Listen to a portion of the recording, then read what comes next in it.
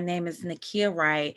I am the chair of the Faith-Based Advisory Board for Prince George's County. It gives me honor, and I am extremely excited about the conversation that is going to take place today. We are going to continue our conversation in educating you on what human trafficking looks like for us here in Prince George's County, Maryland. If you're just viewing us for the very first time, the Faith-Based Advisory Board was put in place by our illustrious county executive, Angela Alsterbrooks, who saw the need that there had to be a source that would bridge together the faith community and the government entities. And we have strived to make sure that we all work together in unity and that the faith community is informed so that they can inform us what's going on, how we can respond, what is needed, and what is necessary for us. As you know, the faith community has always been the anchor of our community, and we wanted to make sure that we were in line to the goals and missions of our county. We're overseen by our overseer, Reverend Charles McNeil, and I share this illustrious space with my co-chair, Dr. Sharon Anderson. And we again invite you to join us. If you have not done so already, please make sure that you're following the Faith-Based Advisory Board page.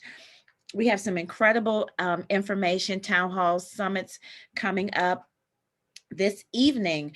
Myself, Pastor Vita McCoy, and Kia McDaniels from Prince George's County School System will be on live at 7 o'clock p.m. discussing our children and our teachers returning to the schools.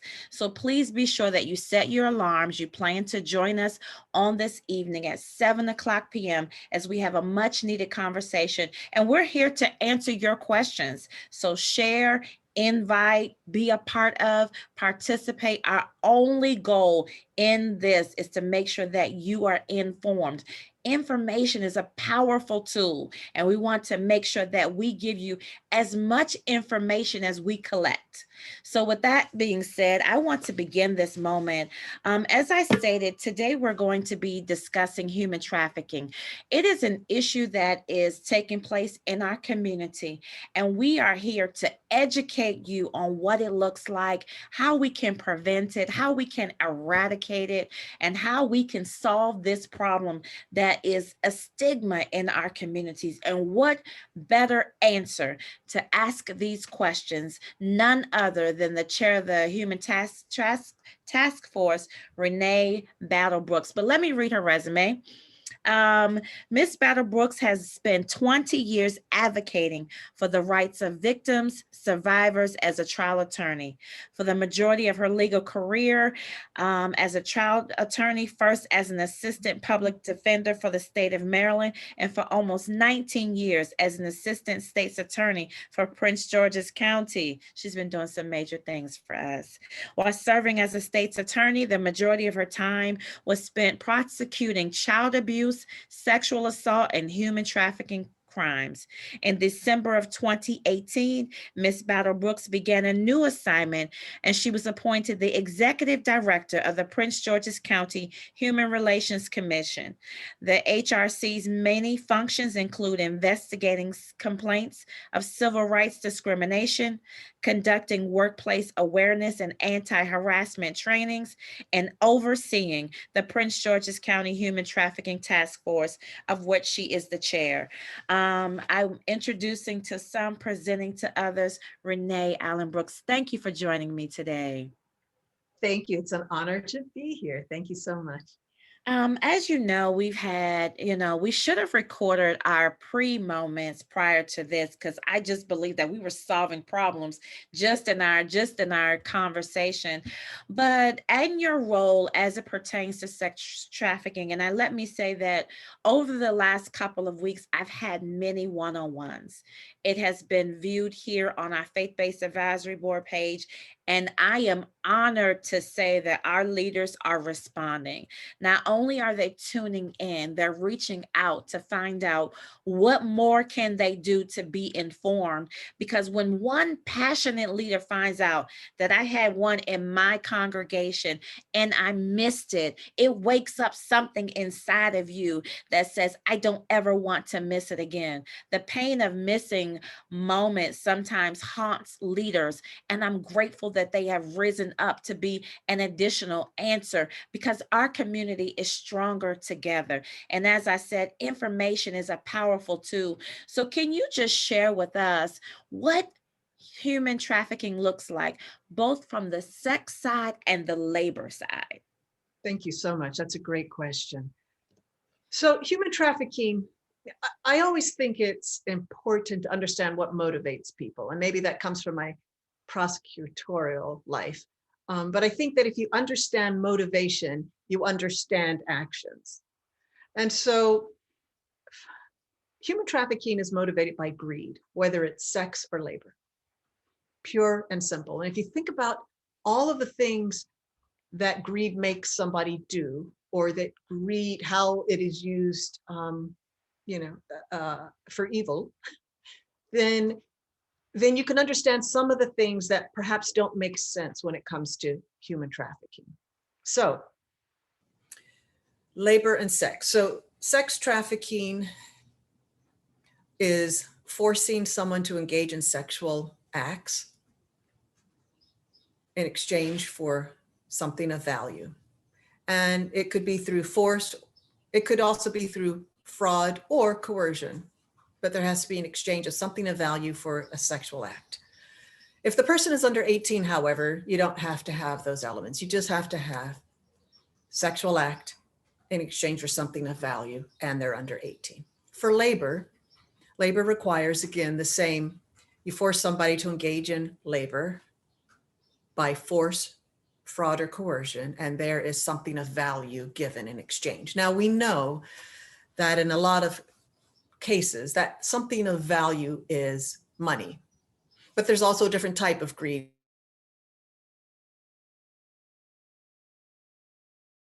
If we look at the Epstein, greed, power, right? He was a very rich man. He didn't need, but he was brokering these deals, exchanging in the sex trafficking realm, running in high circles of power.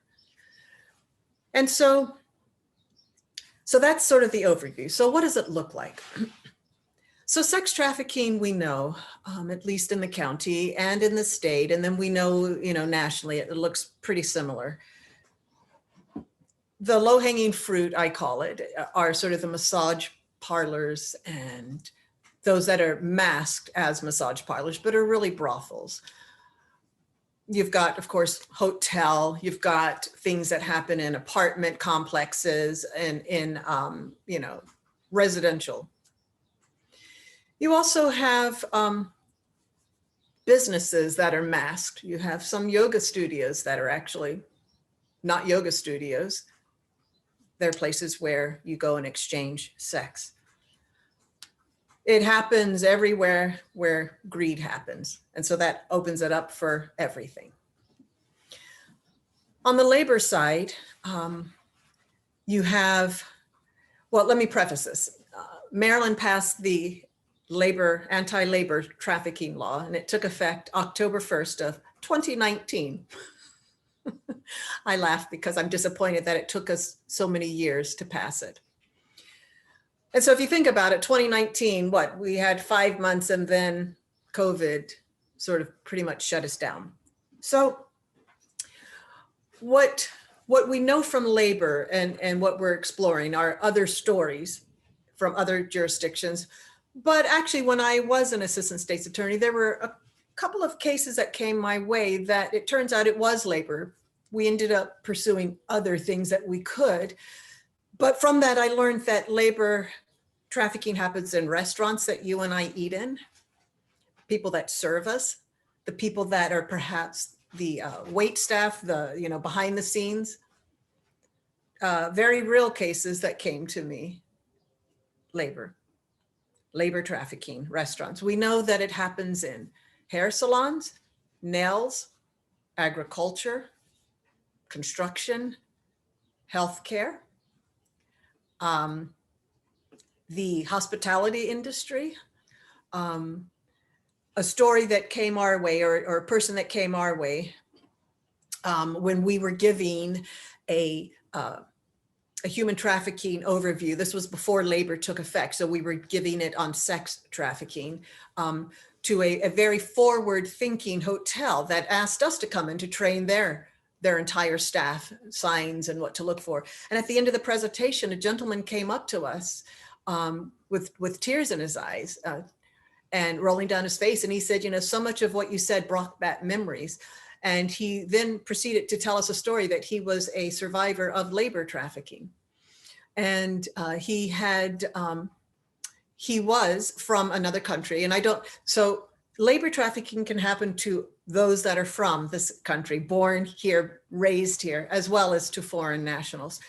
This particular story, he was from another country. He was a very smart man, spoke 4 or 5 languages, had traveled the world, was married, had children. And he saw a newspaper in his city, a reputable newspaper, an advertisement for people looking to go to either the United Kingdom, the United States, or Canada for 6 months at a time to work in industries that were wanting. And the salary was a lot more than what they could make in the country of origin. And so he went to this, what appeared to be reputable employment agency that walked him through the paperwork. He signed official documents with the seals on it. He was sent to the embassy. He was able to get a visa. In hindsight, he learned, and through him, I learned that reputable agencies in other countries, employment agencies, they actually they pay for the visas. They do all of that. So that was the first sign that nobody knew, first red flag. And so he obtained all of this. This agency also, and he went back and forth many times getting all of this together. This agency also, for some reason, and we know now from the trafficking side, insisted that he had to have a certain amount of money. So they named the bank that he should go and borrow from. So he borrowed a significant amount of money to in his culture, and then borrowed the rest of it from a family member. That's called debt bondage, because once they have you, then you never can work it off. So a form of that. So he ends up coming on the eve of his travel here, the plane ticket that he purchased, again, another red flag. He was supposed to be going to New York, New Jersey to work at a very upscale restaurant. And the calculations with the 6 month of what he would be making would more than pay back what he borrowed and would set his family up in terms of finances. On the eve, he looked at the ticket, and the ticket wasn't going to, it was going to Newark, New Jersey. But that ticket that they told him to purchase actually wasn't going there. But it didn't ring a bell. But he got on the flight, and it took him into, I believe, Philadelphia.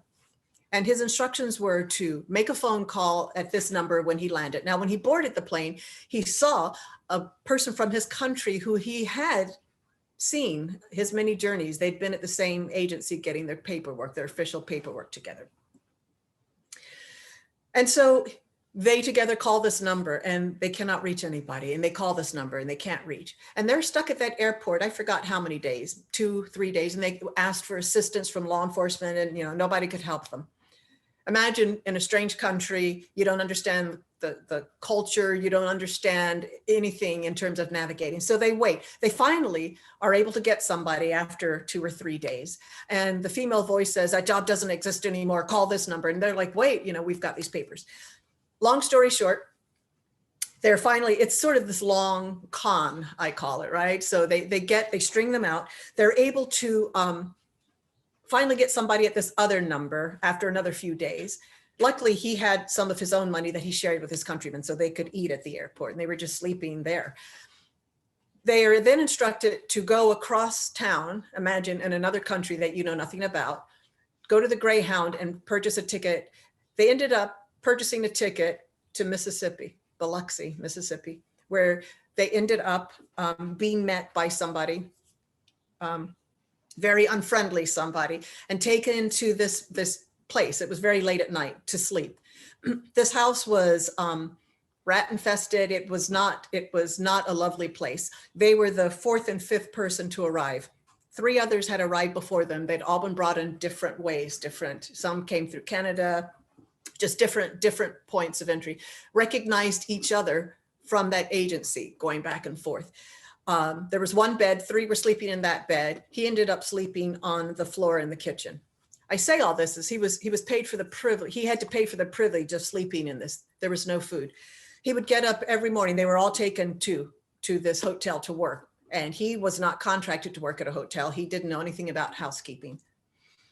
I tell this story because I think it's important for our faith community to understand what we are learning from this story and what we have learned from some of our other service providers here in Prince George's County, that the faith community, when it comes to labor trafficking, there is a connection in terms of rescue. So this person was able to, after a while, and many other side trips and trafficking experiences, to gain his trafficker's trust.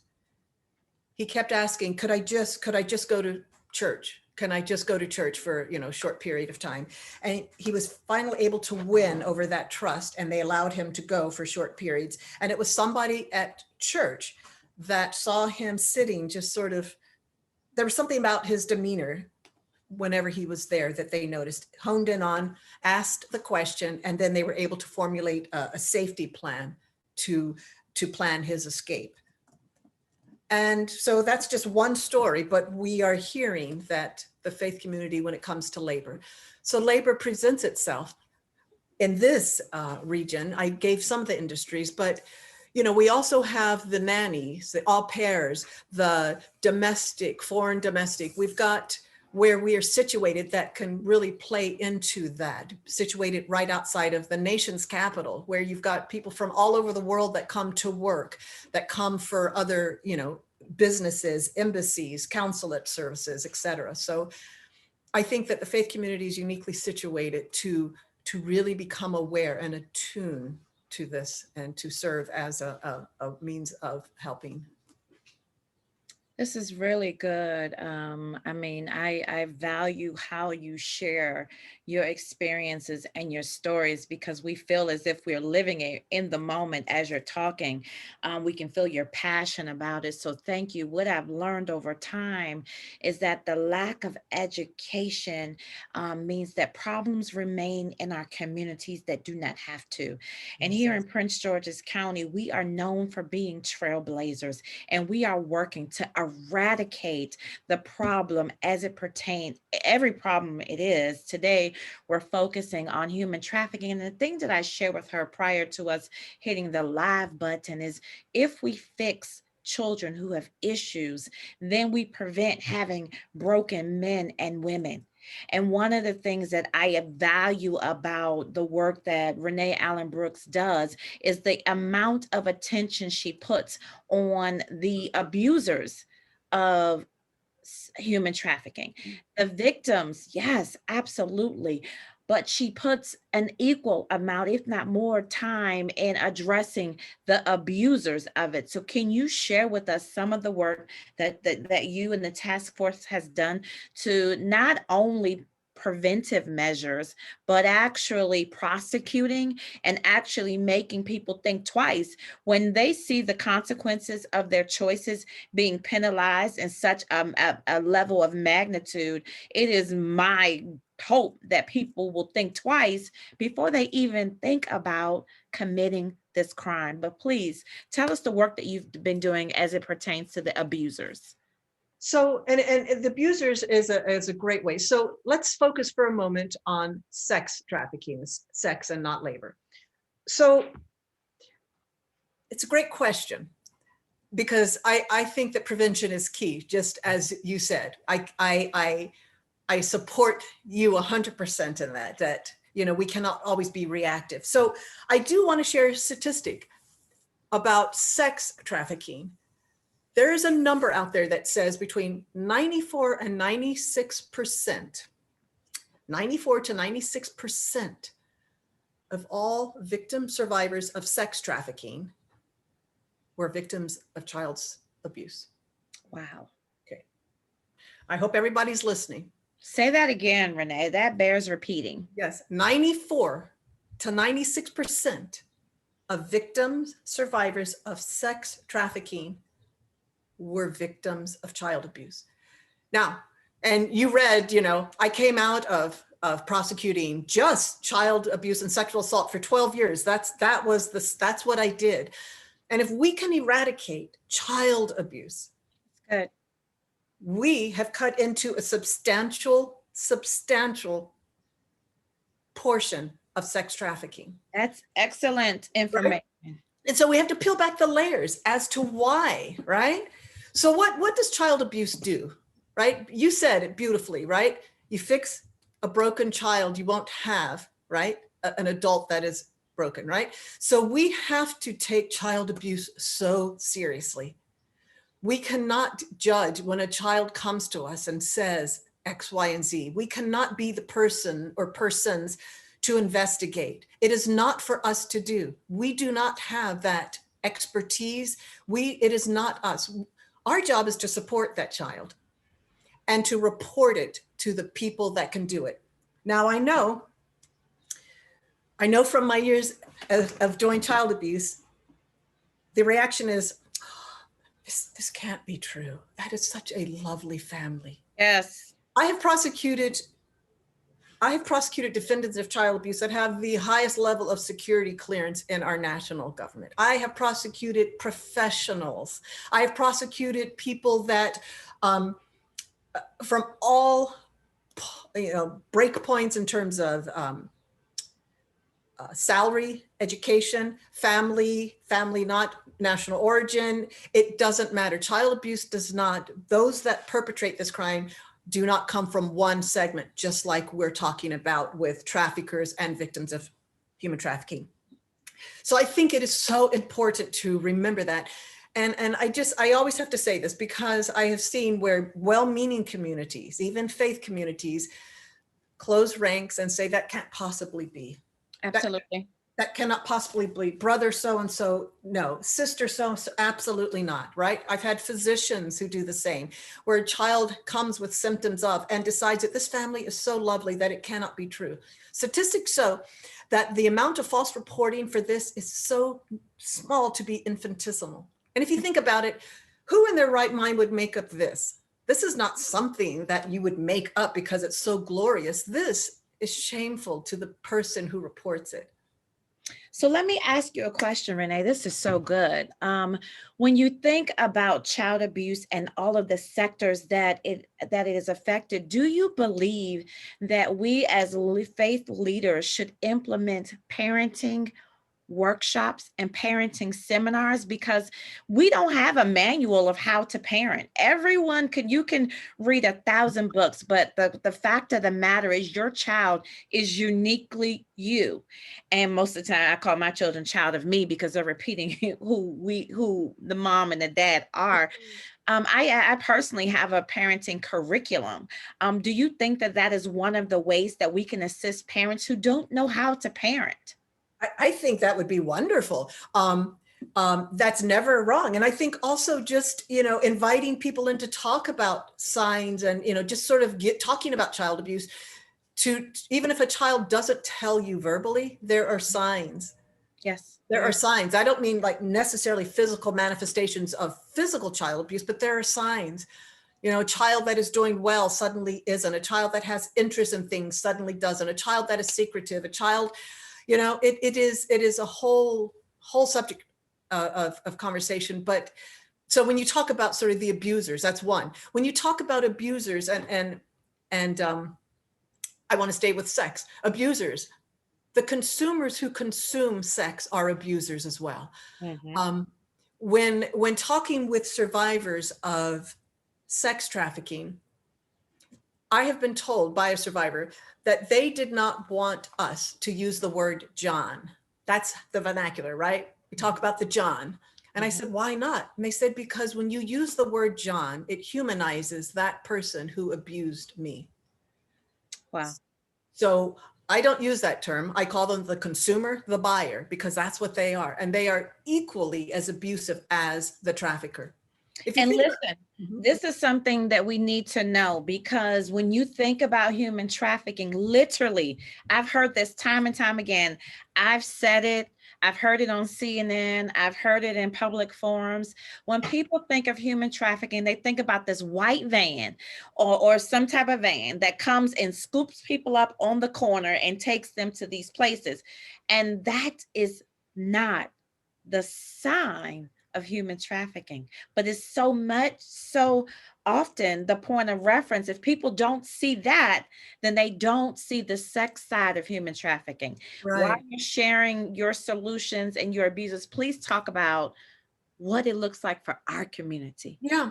So this narrative about, being kidnapped and thrown into a van it's a false narrative. Does it Mhm. happen? I'm sure it happens, but that's not how it generally happens. That's sort of the Hollywood, and that's the sensational.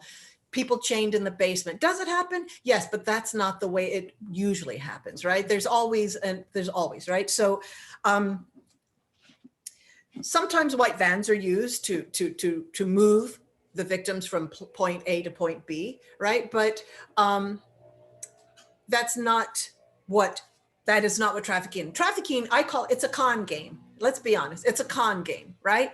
So you've got, different types of traffickers, also known as pimps, right? You've got the Romeo trafficker, the Romeo pimp, right? That's the one that's going to sweet talk you and is going to always be nice and have you think you're part of this great game to perpetrate against everybody else. We're going to get this money and then we're going to settle in, that house in the suburb, whatever the con is, right? Whatever that vulnerability is that this trafficker, he or she, has seen and is going to fulfill it through working you, but really it's always we're working together. Survivor never sees that the money or the level of money that have been promised, right? And so it's a con. Same with labor. It's a con. You're defrauding, you're getting somebody to come to do something, force, fraud, or coercion, or all of those, right? In exchange for something. And so when you talk about, and I want to go back just for a moment, because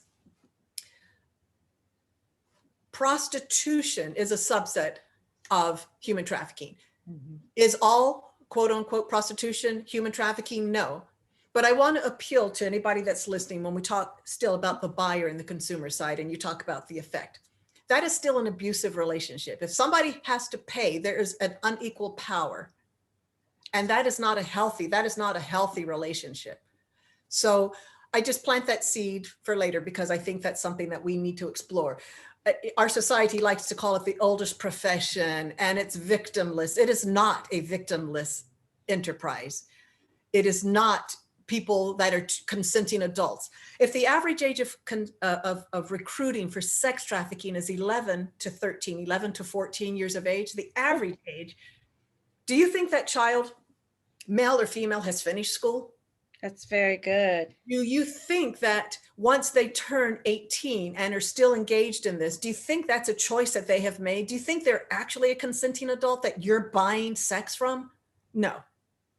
So we have to think about this and change the narrative, change the culture, change what we all, rib and, that's just boys being boy. None of that is acceptable. And we need to drive that out.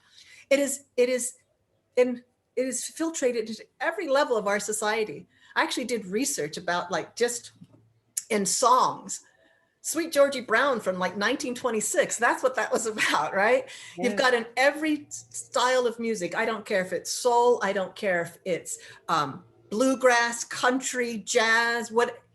I found multiple songs that talk to, this is okay. This is not okay. And as a faith community, it's doubly not okay when you talk about the harm that it does. Yes. So I've kind of, we talk about, the perpetrators. These are the perpetrators, those that buy sex, those that force people, those that engage in labor trafficking by force, fraud, or coercion. The buyers may not be as aware as you are when you're purchasing sex, right? So if a lot of times it's, third parties or staffing agencies that fill your company. But if you have a company that does that, then it's incumbent upon you to make sure the validity of these companies, even if they look great and there's some nationally recognized ones that are skirting the edges about, sort of labor exploitation. So exploitation isn't quite trafficking, but it's a slippery slope. And really, should we be okay with people that exploit people for labor? Hmm, absolutely not. We've normalized illegal behavior. Right. And just because it's been done for so long, it does not make it right. That is You correct. said something that is so key as faith leaders, whether you are a pastor, a minister, a church goer, one of the things that we have to make sure that we get back to is paying attention. We're so distracted by our own lives, our electronic devices, that we miss vital keys right before us. You said something very interesting about the victim, the gentleman who was labor trafficked. Right. He went to church. Yes. If people around him, if the parishioners were not paying attention to him, they would have missed the signs. Yes, Eye contact and body contact speak so loudly, it and we does. have to make sure that we don't just come in, hear the word, worship, and leave. That's right. Interaction is key and necessary in order to be an answer to the problems that plague our communities. That's Now, right. one of the things that we want to make sure that we discuss, I asked you this, but I do want you to share some of the resources that Prince George's County has available. We can talk all day about this topic. It is an ongoing conversation. We're going to have many of them. April is Child Abuse Awareness Month, That's and we're right. going to have the conversations, the detail, the ugliness of Yes. what it is, how we can prevent it, so we can stop raising a broken society. That's We right. want to be a part of the solution. We're going to start with Prince George's County. We're going to take it to Maryland. Then we're Right. going to take it out of Maryland, and we're going to take solutions global. But why not let it be birthed right here in Prince George's County, That's where right. some of the greatest leaders are raised? I agree. Renee Battle Brooks has been on the front lines fighting, and we are joining in the fight with her because we're stronger together. So share with us some of the resources that Prince George's County has, please. Absolutely. So I echo what you're saying, that together we're stronger, that we have to create synergy, right? Synergy by each of us exponentially building together, right? We have to get out of our silos and start listening and thinking across those lines, like how and what. So resources. So first of all, our task force. Our task force was stood up in 2013 by county legislation, county resolution, and it's given three mandates. One, to increase the recovery and identification of victim survivors. Two, to increase prosecution of traffickers. And three, to educate the public. And let's talk about the third prong for a minute. Why is that so important? Just as you said, it's important because for all of us to know and to understand, we shine the light and we drive it out. We drive it out first of Prince George's County. So it's not, we are a destination. I know you've heard that. This is a hotspot for human trafficking for many reasons, geographical reasons. So our task force has currently over 150 members represented, and but representing about 50 different agencies and organizations. So we have faith community, we have local, state, and federal agencies, organizations, law enforcement, non-governmental agencies, victim service providers, whatever you can think of, we have, because we welcome all voices, we welcome all perspectives, because as you said, together we are stronger, together we can make this happen. So I invite anybody that has an interest in sharing their gifts, their talents with the task force. Let's put it to work collectively, collaboratively, to provide that synergy.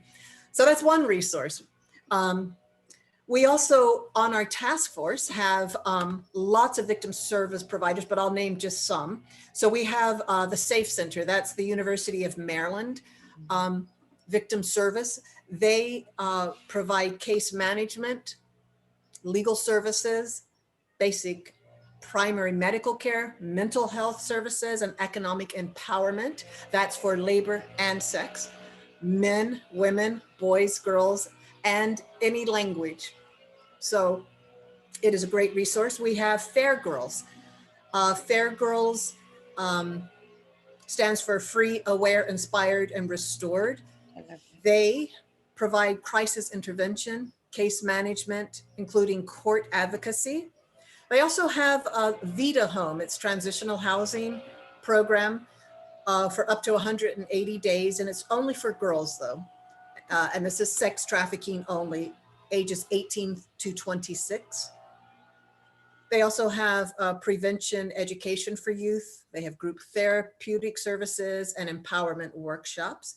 And we can provide all of this for your website, all of their information.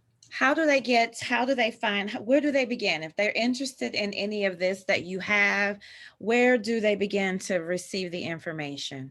So they can contact us. This is probably the easiest at hrcstaff@co.pg.md.us, and we can answer questions, and we can provide introductions to our service providers, or just help generally assist with whatever it is. There are also some national resources, so I would be remiss if I didn't. The National Human Trafficking Resource Center, and they have a hotline, and we'll give that to you so that you can post that. Catholic Charities is another provider and task force member. The Domestic Violence Sexual Assault Center of the hospital, you had Cheryl Banks, who's a fabulous. I love her. Yep, Yes. Jean, yes. And we have worked together many cases of child abuse, sexual assault, and now in the human trafficking realm. We have, of course, the Prince George's County Department of Family Services. Wonderful. They've got their division of domestic violence and human trafficking. And we've talked before about that intersection between domestic violence and human trafficking. It's real. And of course, our Prince George's County Family Justice Center, which is a one-stop shop sitting right there in Upper Marlboro, right outside of the courthouse, the court structure. And they do needs assessment. They do the initial protective order services, legal services, counseling services, social welfare, medical assistance, mental health services, criminal investigation, and prosecution. So they assist with all of that. So those are just some of our task force partners. So those are some resources. But again, if you can't remember all of that, we'll post ours, and we can help guide you and get you to what you need. Excellent. One of the things that we've learned through this is that there's strength in unity. When all entities, whether you're in government or faith, work together, we are stronger together. Our communities cannot grow, improve, or remove the issues that devalue life and steal dreams without a contribution from you. Each one of us have to vow to be a part of the solution. And it is our hopes in these town halls, in these live segments, that you find information and something in you comes alive, and you attach to what it is that we're saying, and you help us in the fight. We're stronger together. We need one another in order to, as Renee said something that was so good. We want to say to sex traffickers, you're not welcome here. And we can do that if we are a united force. Renee, thank you for sharing your time, your wisdom, your expertise. Time is something that I do not count lightly, because it's the one thing we never have enough of. As we are concluding this very impactful and informative moment, can you leave us with a charge? Yes, thank you. I like to think of all of us as ripples, right? So we have this pebble, this thing called human trafficking, and we throw it into the pond. And the ripples, what happens when you throw? We all have to be that ripple that doesn't just, that we then tell others. We then call HRC, the Human Relations Commission, to help set up hosting, just like Lady Nakia Wright did. She hosted this segment. Host an outreach, a training. We come, we are free day nighttime, engage. So the charge is to become involved. If the involvement is just to learn, and once you've learned, don't keep it to yourself, share it, and then call us to help us help you share it. So that's the charge. Become a Excellent. ripple. Thank you so very much. Again, if you're tuning in today, please share this video. Information was given today that will bring light to an ugly issue that it impacts every community, not just Prince George's County. It is a global issue. But here in Prince George's County, we vow to become a solution. So please, thank you for tuning in today. We do not count it lightly. We will be back here at 7 o'clock this evening, and I will be discussing with Pastor Vita McCoy and a member of the Prince George's County leadership team, the return to schools. We are here to be an answer for you, each and every one of you. Renee, I cannot thank you enough for this moment. I know that we're working on some things to take place in April. Please turn on your alerts. If you're not doing so, follow the Faith-Based Advisory Board page. We thank you for joining us, and we look forward to our next moment together. Have a blessed day. Thank Thank you, you. Renee.